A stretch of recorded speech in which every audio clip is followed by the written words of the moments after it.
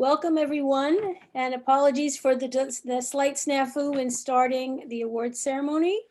I'm Letitia LaFollette, President of the Archaeological Institute of America. It is my great pleasure to welcome you to the 2021 awards ceremony. Tonight, we have the distinct pleasure of recognizing individuals and groups who have made outstanding contributions to the field of archaeology. I look forward to sharing more about their exceptional work with you and celebrating their achievements in this new virtual format that we are all adapting to. Before we begin, I want to let you know that this session will be recorded, and there's actually something on the screen there that I invite you to read. Without further ado, I invite Brian Daniels, the AIA's Vice President for Cultural Heritage, to present the first award. Brian? Thank you. The Archaeological Institute of America is pleased to present the 2021 Outstanding Public Service Award to Dr. Nancy C. Wilkie. As William H. Laird Professor of Classics, Anthropology, and the Liberal Arts at Carleton College, Dr. Wilkie taught archaeology and Greek among other subjects from 1974 to 2013. Her archaeological career has included work on projects in Greece, Egypt, Nepal, and Sri Lanka. Dr. Wilkie served as president of the Archaeological Institute of America from 1999 to 2003. Her service on the AIA's Conservation and Site Preservation Committee began in 2009, and in 2017, she became chair of the committee. When Dr. Wilkie stepped down as AIA president, the Nancy Wilkie Lectureship in Archaeological Heritage was established in her honor. A founding board member of the U.S. Committee of the Blue Shield, or USCBS, Dr. Wilkie served as its secretary from 2006 to 2013, and as its president since then. The Blue Shield is the internationally recognized symbol of cultural heritage to be protected during armed conflict. The National Committees work to further protection by engaging in training, public education, and legislative initiatives. In her role as president of USCBS, Dr. Wilkie has overseen the expansion of the U.S. National Committee in these efforts. Dr. Wilkie also served for 3 years as a board member of Blue Shield International, where comparable efforts are carried out in the international arena. From 2003 to 2020, Dr. Wilkie served on the Cultural Property Advisory Committee, or CPAC, of the U.S. Department of State, an 11-member group of experts appointed by the President of the United States to advise on requests from foreign governments for import restrictions on illicitly exported archaeological and ethnological cultural property in accordance with the Convention on Cultural Property Implementation Act and the 1970 UNESCO Convention on the means of preventing and prohibiting the illicit import, export, and transfer of ownership of cultural property. She was appointed to CPAC by President Bush in 2003 and 2005, and again by President Obama in 2011 and 2017. Few people have the breadth of knowledge of archaeological heritage that Dr. Wilkie has, and few have given greater public service in the preservation of archaeological heritage worldwide. For her long-term presence on CPAC, and for her work with the U.S. Committee of the Blue Shield, and for her service on the board of Blue Shield International, Dr. Wilkie has served again and again with creativity, persistence, diligence, and dedication, always knowledgeable about an impressive array of subjects and often able to persuade others to her informed opinion. She has been a tireless champion for the preservation of archaeological heritage in the public, governmental, and academic spheres. We are delighted to honor Dr. Wilkie with this year's Outstanding Public Service Award. Please join me in congratulating Dr. Nancy Wilkie. For reasons of health, Dr. Wilkie is unable to join us this evening, and I am pleased to accept this award on her behalf. She reports that she is delighted to receive the 2021 Outstanding Public Service Award and thankful to the AIA for this great honor. Now, the Archaeological Institute of America is pleased to present the 2021 Award for Outstanding Work in Digital Archaeology to the project Nunalleq, Stories from the Village of Our Ancestors. This free, interactive, educational resource tells the story of the archaeological excavations of a pre-contact Yupik sod house in Quinnahock, Alaska. This project is unlike any that we have awarded in the past. Not only is educational outreach the focus, something at the heart of the AIA's mission, but the project was co-designed by the local Native community in Quinnahock and archaeologists from the University of Aberdeen and the University of Dundee.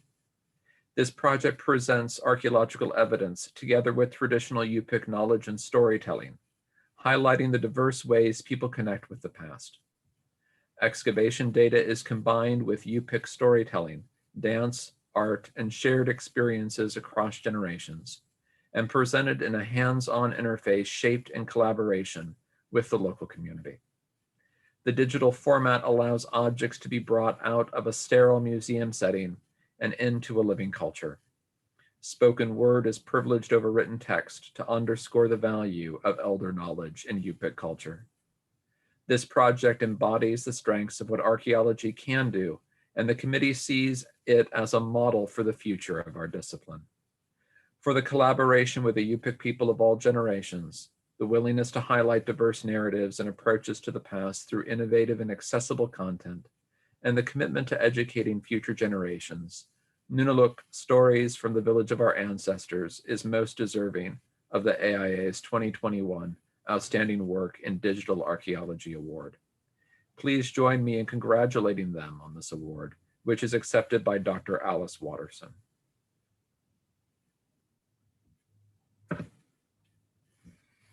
Hi, I'm Alice Watterson, and I was the lead artist on Nunalleq Stories from the Village of Our Ancestors, and I'm very happy to be accepting this award for outstanding work in digital archaeology on behalf of our fantastic project team.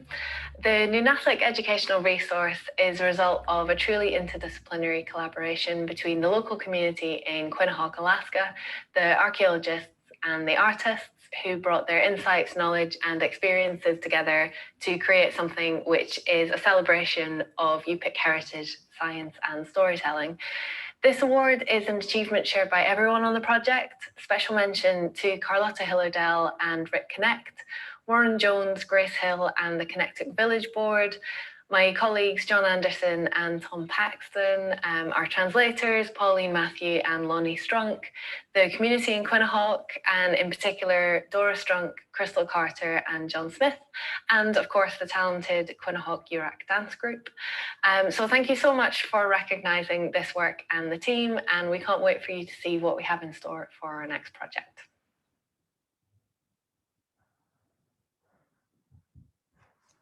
We turn now to the Excellence in Undergraduate Teaching Award, which will be presented by our Vice President for Education and Outreach, Laura Rich.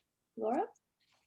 The Archaeological Institute of America is pleased to present the 2021 Excellence in Undergraduate Teaching Award to Dr. Diane Conlin. Dr. Conlin is a distinguished teacher committed to rigor, innovation, and experiential learning. She is already known internationally for her deep and compelling scholarship on subjects such as the Arapachus and the Campus Martius. And her book, Political Art in Flavian Rome, is much anticipated. Her research does not just detract from her teaching, but rather powerfully informs it as she brings the latest scholarship and debates into the classroom and boldly exemplifies to her students the process of discovery. Her own enthusiasm for the study of the ancient world imbues her students with a passion for intellectual discovery in the classroom and beyond. As a faculty member at the University of Colorado at Boulder, she has already received several awards in recognition of her superior teaching. The Boulder Faculty Assembly Excellence in Teaching Award, the Best Should Teach Gold Award. She has also been named the President's Teaching Scholar, a lifetime appointment. Student comments about her teaching are consistent in their description of her passion, depth of knowledge, helpfulness, availability, and creativity in the classroom. Her course on the art of Roman coinage, for example, allows students the ability to work with objects held by the University Museum and to organize exhibits. It is a high point for many of her students. She also played a pivotal role in the overhaul of the classics curriculum at the University of Colorado, and she has developed an archaeological field school at the Villa of Maxentius. Dr. Conlin's commitment to teaching extends beyond the university level, for she reaches out to work with faculty and students at the Boulder Valley School District.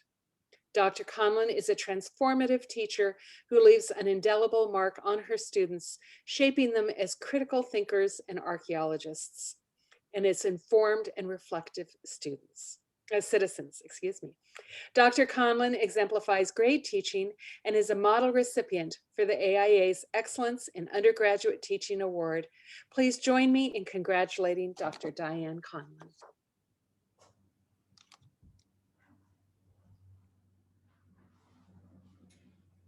Hi, everyone. Thank you for this thrilling honor. I want to give a few shout outs of gratitude. First, many heartfelt thanks to the AIA Awards Committee for this recognition. It means an enormous amount to me.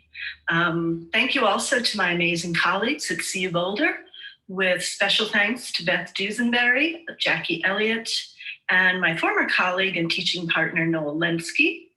I want to thank the faculty at IPCA at the University of Michigan, who taught me what great teaching is all about, especially John Pedley, Elaine Gazda, and Ray Van Dam.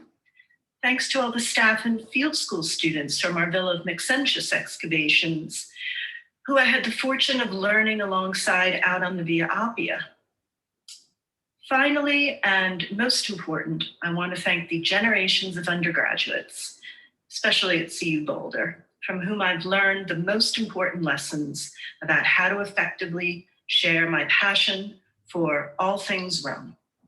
So thanks to you all, and Happy New Year, and let's hope we can all catch up in person in 2022. Take care. We now turn to the Felicia A. Holton Book Award, which will be presented by Dr. Jane Bijkstra, President of the Center for American Archaeology, which jointly sponsors this award with the AIA. Jane? Thank you. The Archaeological Institute of America and the Center for American Archaeology are pleased to present the 2021 Felicia A. Holton Book Award for a major work of nonfiction written for the general public to Dr. Peter Bogucki for his book, The Barbarians, Lost Civilizations. Dr. Bogucki's book examines the archaeological evidence for communities of Europe north of the Alps from 2000 BC to approximately AD 500. Although these communities did not develop the same hierarchies or textual cultures that the Mediterranean did, and were thus considered barbarians by their neighbors to the south, they were innovative, complex, and importantly to the reader, endlessly fascinating. The Barbarians focuses its attention on the luminous regions, places dense with monumental and rich sites that played critical roles in the development of European prehistory. This selective approach allows Dr. Bogucki to engage his readers in a brisk and lively account, while giving them real insight into the archaeological highlights that reveal the meaningful dimensions of or raise important questions about the societies in question. The book's focus on archaeology provides an important and useful counter-narrative to our usual accounts, which are typically focalized through Greek and Roman eyes and written sources. The Barbarians is attractively written, empirically rich, and true to the archaeological record. It provides evidence, if any was needed at this point, that rich and textured accounts can be written from material culture in the absence of texts. It is a model of the genre that the Felicia A. Holton Book Award honors, and is richly deserving of a broad and appreciative audience. Please join me in congratulating Dr. Peter Bogucki.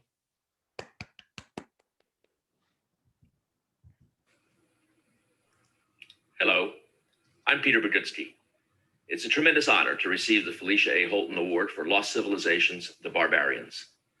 I'm grateful that the award committee thought it worthy of recognition, or it was fun to write.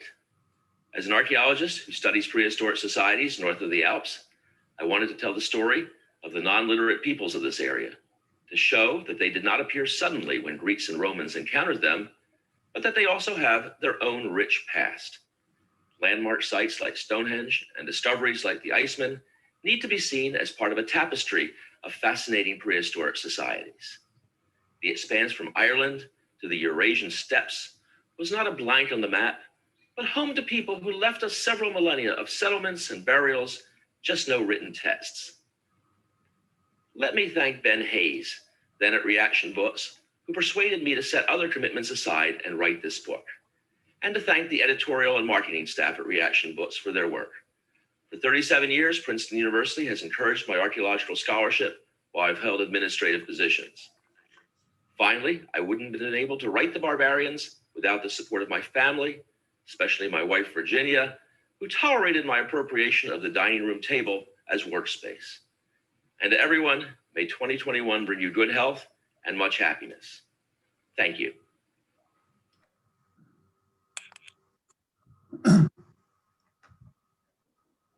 We now turn to the Anna Marguerite McCann Award for Fieldwork Reports, which will be presented by our Vice President for Research and Academic Affairs, Tom Tartaron. Tom? Thank you. The Archaeological Institute of America is pleased to present the 2021 Anna Marguerite McCann Award for Fieldwork Reports to Ayia Sotira, a Mycenaean chamber tomb cemetery in the Nemea Valley, Greece, by R. Angus K. Smith, Mary K. Dabney, Evangelia Pappi, Sevasti Triantaphyllou, and James C. Wright, with contributions by Panagiotis Karkanas, Georgia Kotsamami, Alexandra Livarda, Camilla Mackay, Maria Dinu, Maria Rombu, Alan M. Stahl, and Georgia Tsartsiou, InStaff Academic Press, 2017. Ayia Sotira incorporates an integrated archaeological approach to the investigation of several modestly appointed chamber tombs of late Helladic 3A to late Helladic 3B date, 14th to 13th century BC, likely associated with the Mycenaean settlement of Chungiza in the valley of Old Nemea. The site of Ayia Sotira was discovered in the 1980s in the course of intensive surface archaeological survey conducted under the auspices of the Nemea Valley Archaeological Project. The publication here celebrated is admirably international in respect to its personnel, as well as truly interdisciplinary, not merely multidisciplinary, with its many specialized studies integrated into the text rather than lost in appendices. The application of stratigraphic micromorphology is a significant contribution to the book and offers readers an excellent case study in a context where hard to distinguish fills, cuts, and refills are of major interpretive importance. Also praiseworthy is the incorporation of systematic paleobotanical and phytolith analysis. Ayia Sotira stresses the active and continuous role that these tombs played in community life, with regular episodes of reopening and the manipulation both of human remains and grave goods. We commend the authors for their efforts to understand not just assemblages, but practices and rituals related to burial, especially in the case of collective tombs. We finally laud Smith, Dabney, Pappi, Triantaphyllou, and Wright for bringing the project to publication rapidly and for crediting both students and workmen in descriptions of each excavation area. Ayia Sotira represents values and high standards of publication befitting the AIA's inaugural Anna Marguerite McCann Award for Fieldwork Reports. Please join me in congratulating Angus Smith, Mary Dabney, Evangelia Pappi, Sevasti Triantaphyllou, and James Wright. Hi, this is Angus Smith, and I'd just like to say how honored I am to have received the Anna Marguerite McCann Award for Fieldwork Reports for our publication of the Ayia Sotira excavation. I'd like to thank a number of people, Jim Wright for initially inviting me to participate, Mary Dabney for being sort of the glue that held it all together and had the persistence to make it come to fruition, our co-authors, Sevi Triantaphyllou and Eva Pappi, I'd like to thank as well, the Canadian Institute in Greece, and the Corinthian Effort, under whose sponsorship we operated. I would, of course, love to thank the team of students and specialists that work with us, the local workmen, without whom we couldn't have dug very far, and of course, our financial backers for funding the Humanities Research Institute at Brock University, the Social Sciences and Humanities Research Council of Canada, the Canadian Foundation for Innovation, and of course, last but not least, the Institute for Aegean Prehistory, who provided significant funding and also provided, at their academic press, an excellent team of editors that helped us put together this wonderful volume. Finally, I'd like to thank my wife, Lisa, and my family for their love and their patience with their archaeologist husband / father, who spent long summers away in Greece, who spends long summers away in Greece in order to advance the cause of Aegean prehistory. So thank you to all. Thank you for the recognition for our work. And I, in turn, would like to thank my co-directors and the other collaborators and contributors to the publication and research project. I would also like to thank the students who helped turn our research goals into action, and thank the Nemea Archaeological Museum guards, the Nemea residents who worked on the excavation, those who provided housing and food and other support for our work in the Nemea Valley. And finally, I would like to thank my partner in archaeology and in life, Jim Wright. I thank the committee for this award because they are recognizing the collaborative nature of our field work in the Nemea Valley, not only in the execution of the project, but especially in the writing of the report. This is not a work of a single person, but rather a highly integrated undertaking that includes input of students, supervisors, archaeologists, and a wide array of scientists in analysis and interpretation. I hope this recognition of our work raises the bar for future such endeavors.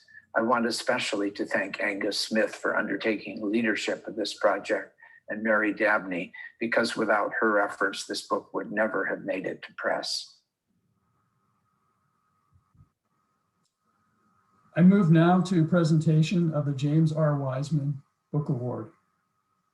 The Archaeological Institute of America is pleased to present the 2021 James R. Wiseman Book Award to The Early Roman Expansion into Italy, Elite Negotiation and Family Agendas by Dr. Nicola Terranato, Cambridge University Press, 2019.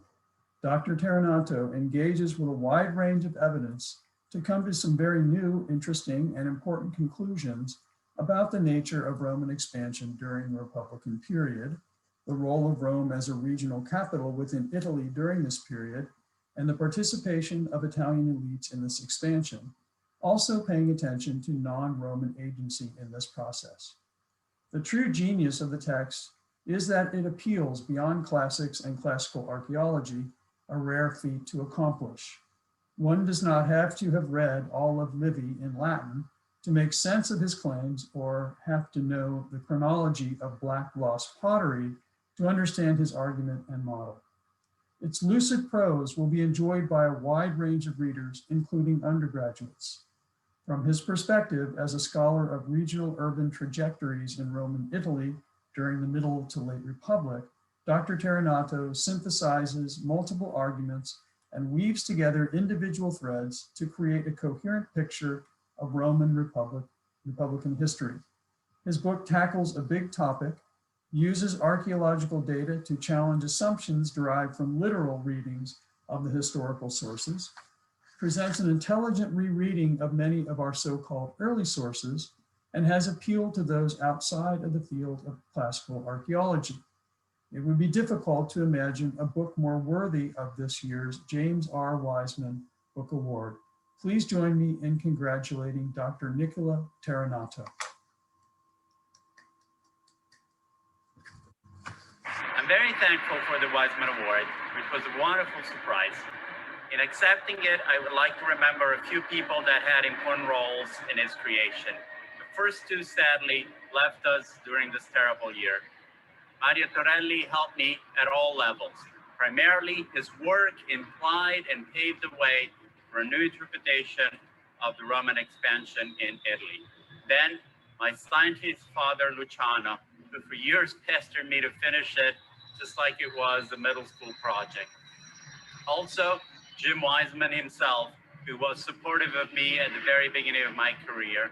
And finally, my old colleagues at UNC Chapel Hill, to whom the book is gratefully dedicated.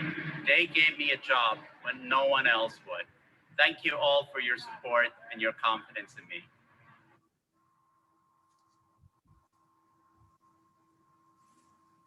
We now turn to the Graduate Student Paper Award, which will be presented by our Vice President for Societies, Sabrina Higgins.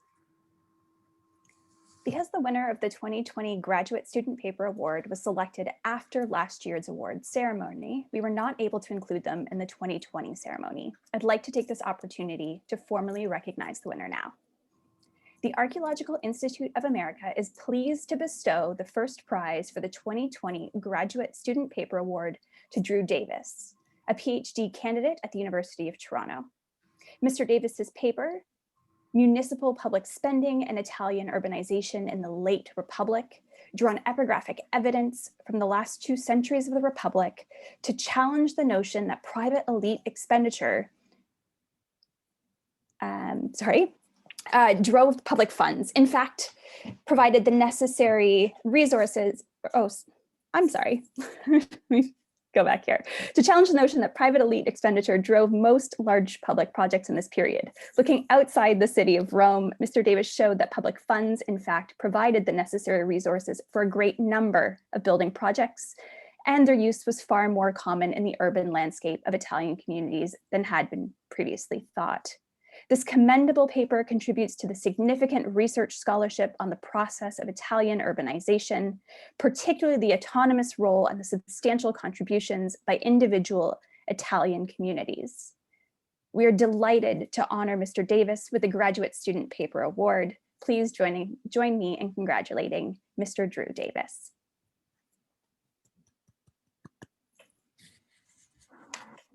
Hello, everybody. I'm not totally sure what I'm supposed to say in this pre-recorded speech, so I figured I will take this time to briefly express my gratitude to all those who have helped me over the years. I'll start by thanking my supervisor, Professor Seth Bernard, and the rest of my supervisory committee at the University of Toronto, Professor Christopher Brune and Professor Catherine Blouin. All 3 read and offered invaluable comments on the larger work that my paper last year was extracted from, and all have been very good at putting up with me and my less than ideal pace of research. I have a chapter coming soon, I promise. Next, a shout out to my old mentors and colleagues at the University of Western Ontario. For better or worse, your encouragement sent me into a classics PhD, which I don't yet regret.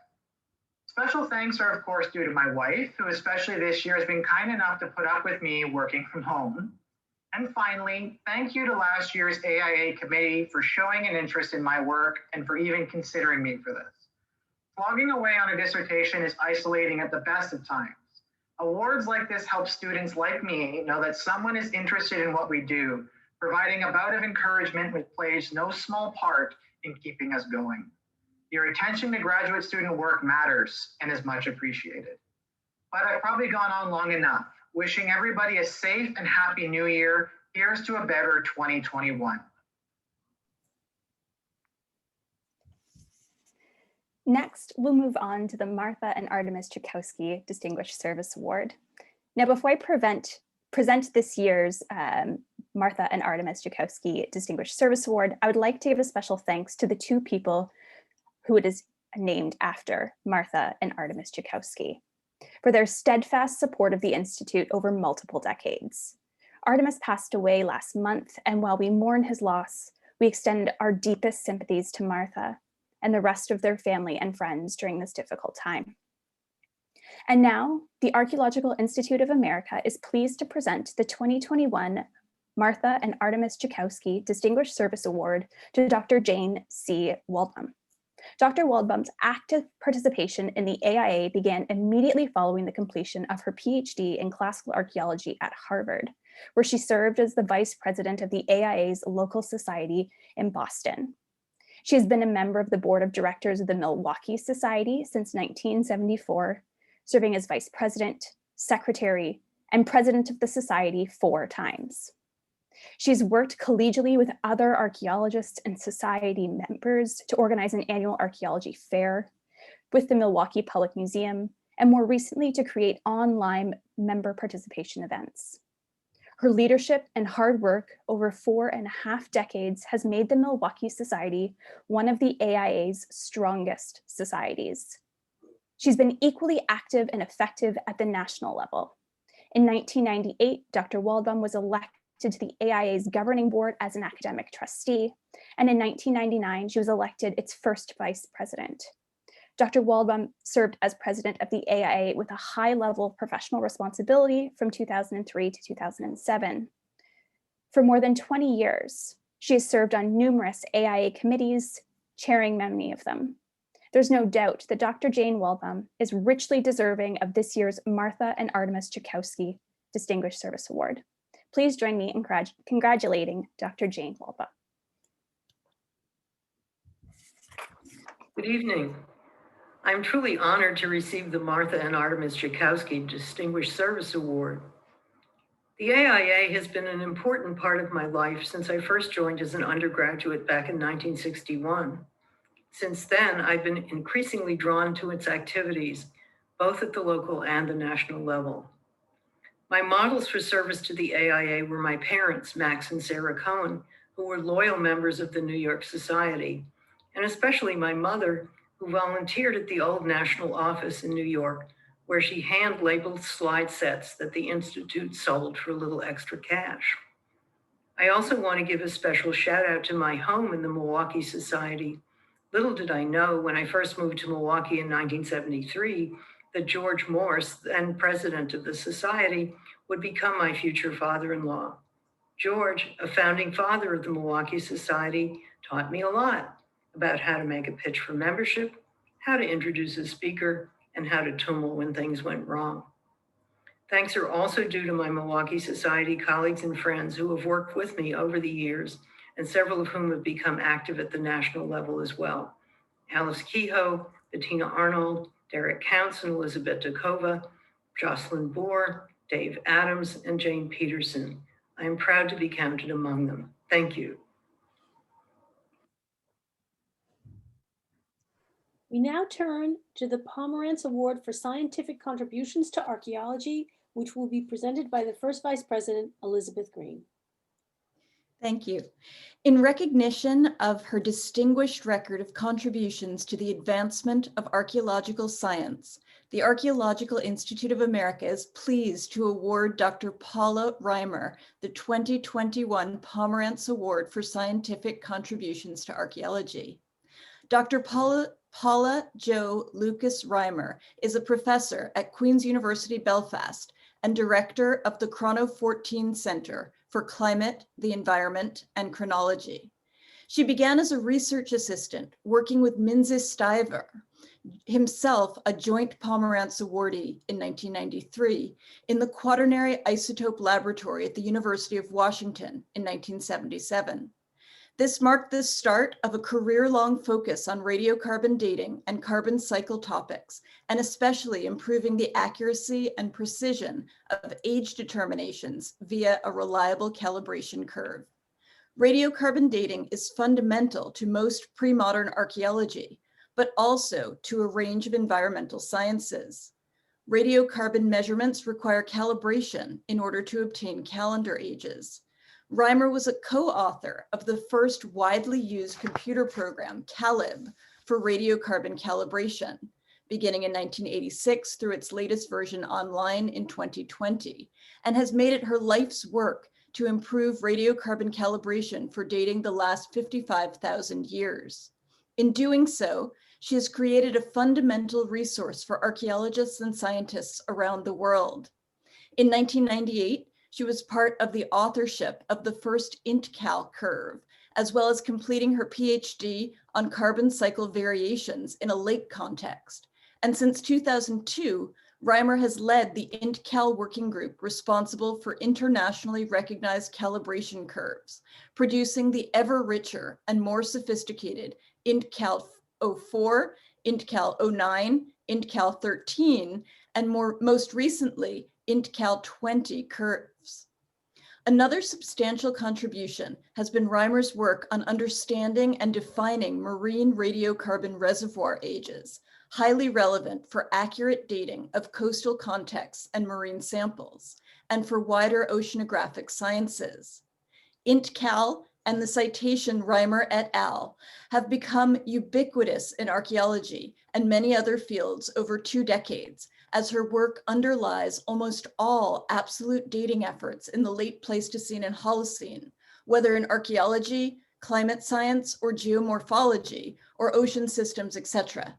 In recognition of her exceptional and fundamental scientific contributions, Reimer was awarded the Lyell Medal from the Geological Society of London in 2013 and elected a member of the Royal Irish Academy in 2014. For all of these reasons, the Archaeological Institute of America is delighted to bestow on Dr. Reimer the 2021 Pomerantz Award for Scientific Contributions to Archaeology. Please join me in congratulating Dr. Paula Reimer. I'm very honored to receive the Pomerantz Award for Scientific Contributions to Archaeology, especially when I consider all the eminent people who have been given this award in the past. I spent most of my career in radiocarbon dating and calibration, which has allowed me to work with some wonderful people on various interesting projects, ranging from the marine radiocarbon offsets in human bone dating in Baja, California, to Hyrex middens in South Africa. I've learned from everyone I've worked with. I especially want to give my gratitude to the IntCal working group and the people who have contributed to radiocarbon calibrations. Thank you.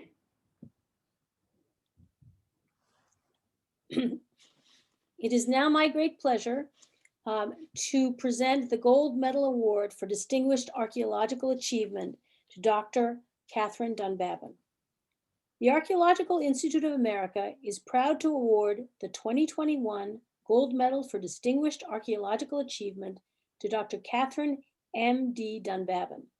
Dr. Dunbabin was instrumental in establishing the subject of mosaics as a valid and freestanding field within Roman art and archaeology, and she has become an unrivaled leader and model within North American and international ancient mosaic studies.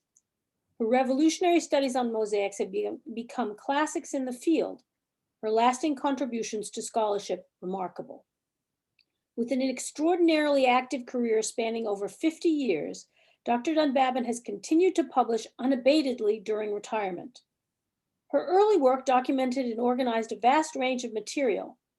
Her later work interprets mosaics in dining and performance contexts to inform us about Roman life and culture broadly construed.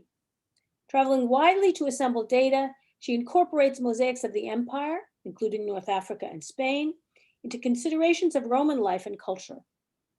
The results of her meticulous scholarship are sharply illuminating, described by colleagues as, quote, refreshing, often a ray of light cutting through the murk of speculation, returning the object or artwork she is discussing to its role in its original physical and social context, unquote.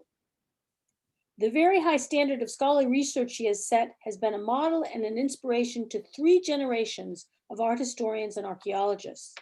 And indeed, through her publications and her exemplary teaching record, she has taught many about evidence and its use, research and scholarship, and collegiality. Dr. Dunbabin is renowned for her kindness, openness, and willingness to share ideas. Her stellar personal as well as professional merits have produced extraordinary new insights into the art and life of antiquity. For all these reasons, she has richly earned the highest honor the AIA can bestow, the Gold Medal for Distinguished Archaeological Achievement. Please join me in congratulating Dr. Catherine Dunbabin.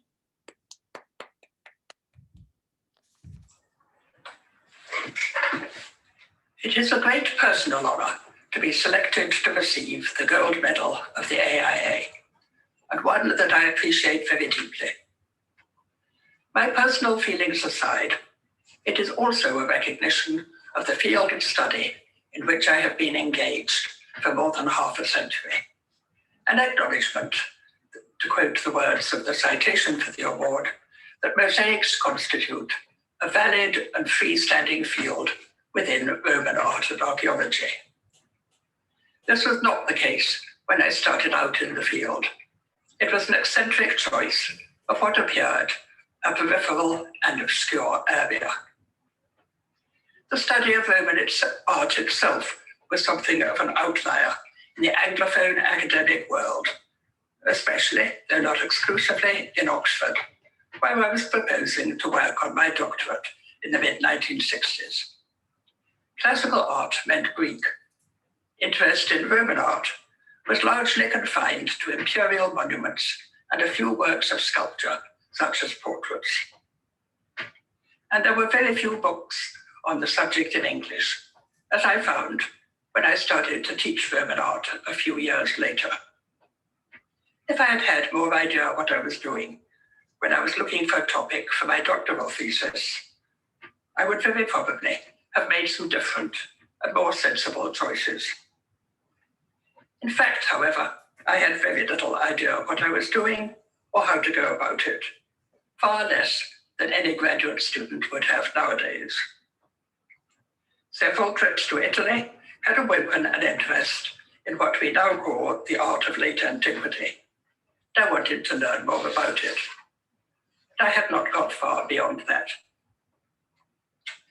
After I had floundered about without much direction for the best part of a year, I went to see one of the few people in Britain who were expert in Roman art, Jocelyn Toynbee, at the time retired from the chair of classical archaeology in Cambridge.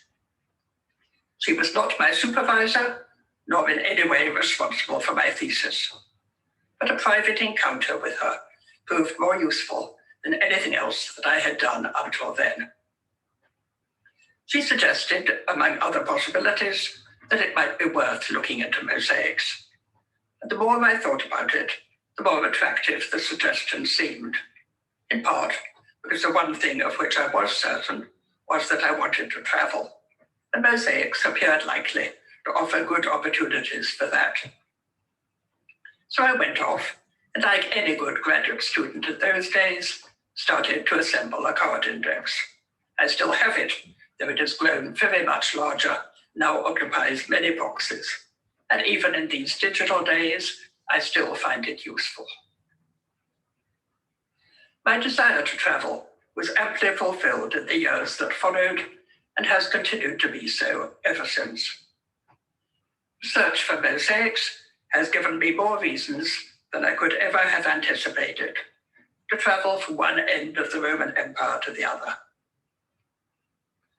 One of the great excitements of the field has been the frequent discovery of new material all over the Roman world, some of it with spectacular quality and interest.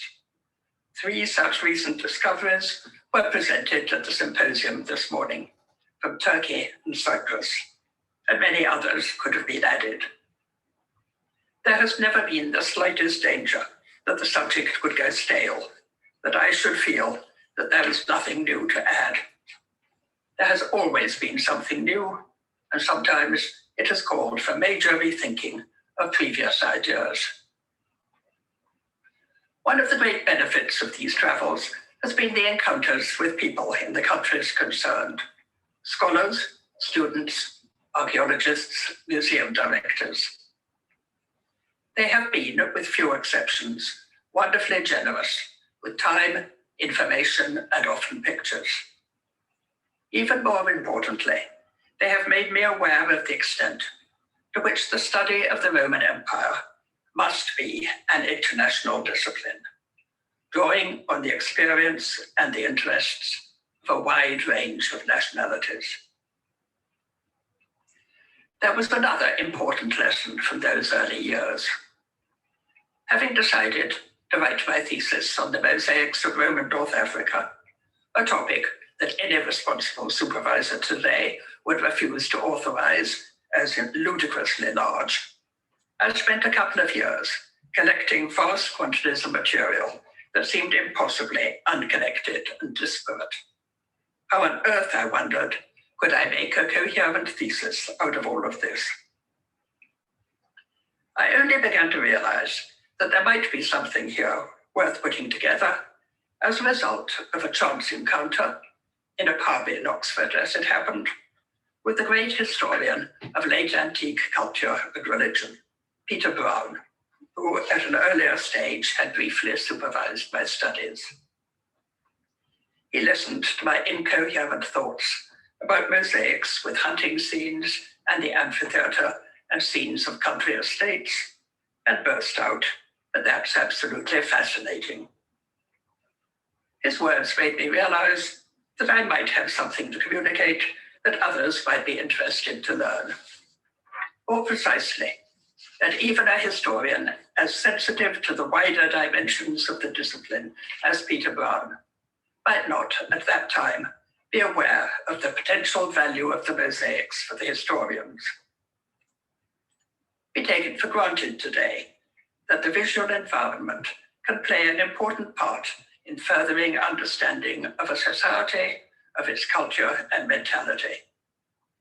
But full recognition that even run-of-the-mill artisan works, such as the majority of mosaic pavements, can make important contributions to the study of the Roman Empire, was only achieved slowly. When I look back, I am amazed at the variety of interesting aspects of Roman life, which I have been led to investigate through the study of mosaics. These floors, composed of small pieces of stone, have led me down some enormously rewarding paths, if I may mix the metaphor. They have offered me ways to explore the dining habits of the Roman world, the role of the theatre, the significance of spectacles. They introduced me to subjects as diverse as the evil eye, the meanings of footprints, the use of hot water heaters, and the practices of mixing wine and water, the prizes awarded at athletic festivals. With all these, my original starting point was a mosaic, or several mosaics that needed explaining, and which turned out to provide new angles for approaching the subject. This is another reason why the field can never go stale. There is as much to investigate as there were facets of society. I'm very happy to see that more young scholars are discovering the field, and I hope that they will find it as rich and rewarding as I have. They will not be faced by the same hurdles that I was when I began, but there will, of course, be others. There has been a huge, sometimes overwhelming increase in the quantity of material known. It is much more accessible than it was, with numerous corpora and good excavation reports, and excellent images to be found at the click of a mouse, but there are still very many gaps.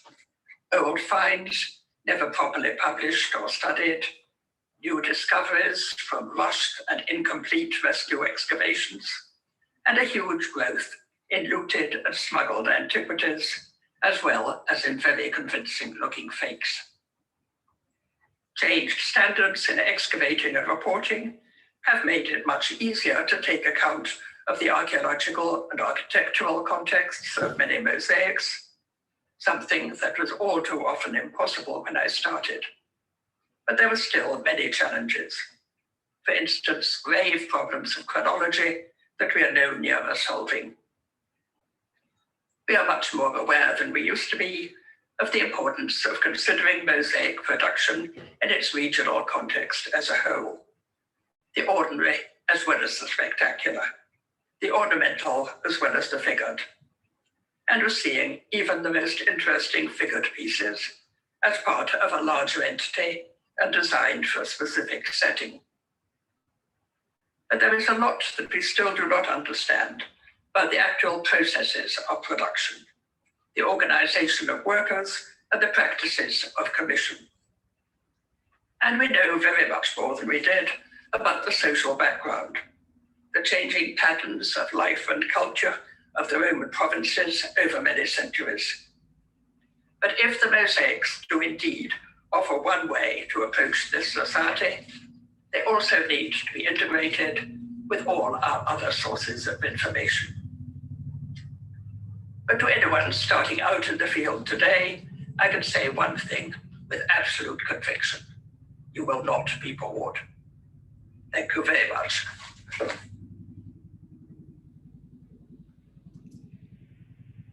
Thank you, Catherine, for those wonderful remarks.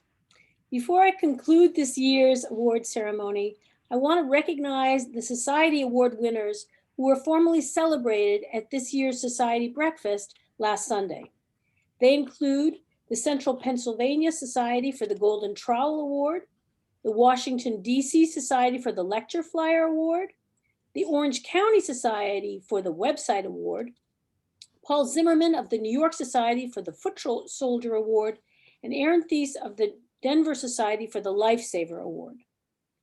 This concludes the 2021 AIA Awards Ceremony.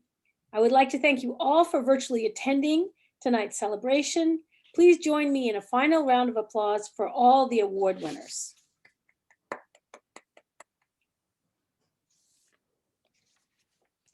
And if you're interested in supporting the Institute further, I encourage you to consider a gift to the annual fund, which provides resources for archaeologists and projects like the ones you've heard about this evening. You can donate online at the website indicated on the screen. Thank you all very much. I hope you'll continue to enjoy the conference, and I will see many of you over the next 3 days. Good night.